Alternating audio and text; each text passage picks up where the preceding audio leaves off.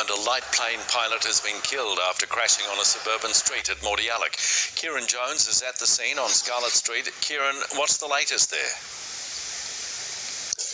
Pete, still absolutely chaotic scenes here in Mordialloc. You can see behind me that plane is still sprawled across the street, and it has been for some time after this crash happened just after 5 o'clock this afternoon. We know that as that plane was coming down, it clipped a number of power lines, and they're also being tended to after they were brought down as a result of this crash. We know that power in the area is still out as we go to air this evening, and unfortunately, the biggest part of this story is the fact that one person has unfortunately died as a result of this crash. Now, it's understood that that person was the only person inside that plane. The pilot is the person who has died, unfortunately, as a result of this incident.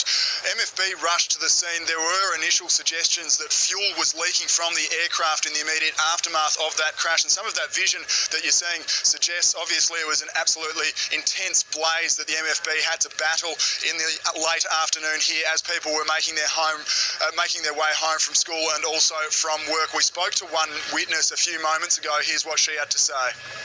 I heard a bang. We were in the lounge room, we were just watching TV, and we heard a huge bang. And I said, what was that? And I went, oh my God, something's on fire. Check the blinds. Yeah, they checked the blinds. I originally thought it was a car banging into another car.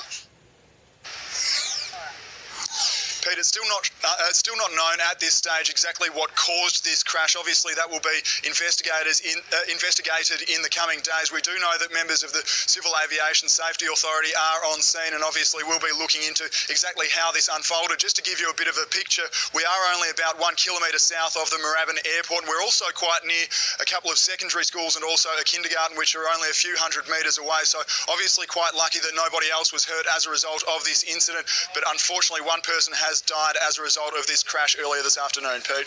Thank you, Kieran Jones, for